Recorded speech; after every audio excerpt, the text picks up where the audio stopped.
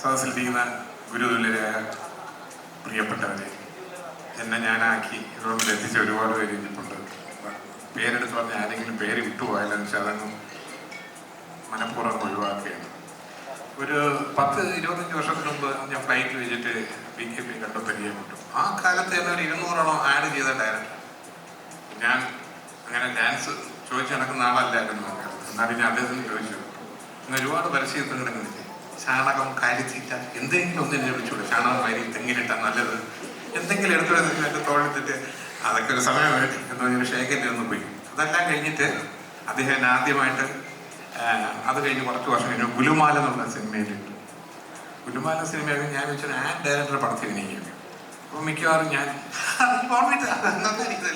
ഈ ബിസ്ക്കറ്റ് നല്ല ടേസ്റ്റ് ആണല്ലോ, ഈ പോൺസ് പൗഡർ ഇടുമ്പോൾ ഇങ്ങനെ കൊല്ലം പറയാൻ വെച്ചു. പക്ഷെ അങ്ങനെ ഒന്നും ഉണ്ടായില്ല. ഞാൻ അദ്ദേഹത്തിന് പറഞ്ഞു, ഒരു ആഡ് ഡയറക്റ്റ് ചെയ്യുമ്പോൾ അങ്ങനെ ഒരു എന്തെങ്കിലും ഒരാളുടെ സ്പോൺസർ പൈസ വാങ്ങിച്ചിട്ട് ഒരു ഐറ്റത്തെ പ്രോമിനൻസ് കാണിക്കുന്നതെല്ലാം ഉണ്ടാവും. പക്ഷെ അങ്ങനെയൊന്നും ഉണ്ടായില്ല. ഭയങ്കര ഇൻട്രസ്റ്റിംഗ് ആയിരുന്നു. കോമഡി ഫിലിമായിരുന്നു. അന്നത്തെ കാലത്ത് ആ പടം ഹിറ്റുമാണ്. അതിനുശേഷം വളരെ നാളുകൾക്ക് ശേഷമാണ് ഈ സിനിമ ചെയ്യുന്നത്, പാലും പെടും. നേരത്തെ മീര ജാസ്മിൻ പറഞ്ഞ വഴി നമ്മൾ സെറ്റിൽ സമയം പോയത് അതിൽ ഭയങ്കര ഇൻട്രസ്റ്റിംഗ് ആയിരുന്നു. ഇതിനകത്ത് എൻ്റെ ഭാര്യയായിട്ട് അഭിനയിച്ച നിഷാ സാരംഗിയുടെ ഉണ്ട്. നിഷാ സാരംഗി 1-2 പടങ്ങളിൽ എൻ്റെ ഭാര്യയായിട്ട് അഭിനയിച്ചിട്ടുണ്ട്. എൻ്റെ മകൻ നിരഞ്ജൻ നിഷാ സാരംഗിയുടെ മകനായിട്ട് 2 പടങ്ങളിൽ അഭിനയിച്ചിട്ടുണ്ട്. പക്ഷേ ഒരു സിനിമ പോലെ ഞങ്ങൾ ഇവിടെ ഒരു ബെഡ്റൂം സീൻ പോലും ഉണ്ടായിരുന്നു. ഇതൊക്കെ എങ്ങനെ വിധി എന്ന് പറയുന്നത്, കാര്യങ്ങൾ അങ്ങനെയാണ് പോകുന്നത്. അപ്പോൾ ഈ പാലമ്പഴ എന്നുള്ളതിനെ കുറിച്ച് പറയുമ്പോൾ അധികം പറഞ്ഞ എൻ്റെ രസങ്ങളായിട്ടില്ല. പക്ഷെ ഈ പറഞ്ഞൊരു പണ്ട് വളരെ പ്രശസ്തനായ നല്ല ഡയറക്ടറാണ് ഭീം സിംഗ് എന്നുള്ള ഡയറക്ടർ. നമ്മുടെ മനുഷ്യ സുകുമാരി ചേച്ചിയുടെ ഹസ്ബൻഡാണ്. ഈ പറഞ്ഞൊരു തമിഴ് കണ്ട ഏറ്റവും വലിയ ഡയറക്ടേഴ്സിൻ്റെ ലിസ്റ്റിൽ ഭീം സിംഗ് സാറും ഉണ്ട്.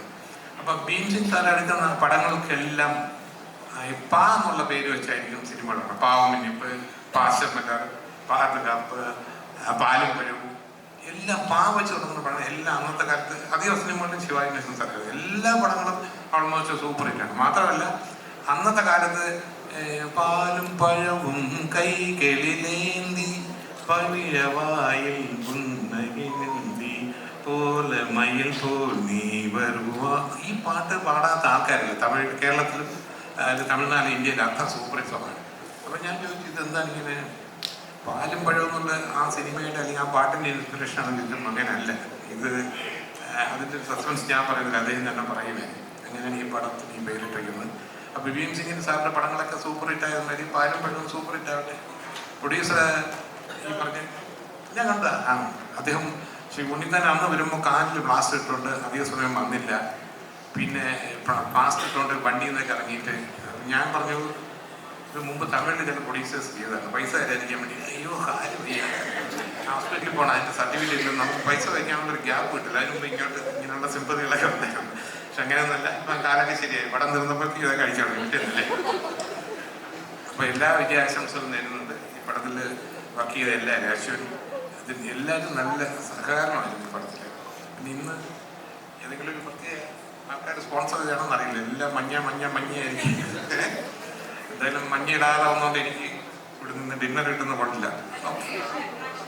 ആണോ ചോപ്പും നീല അതില്ലേ,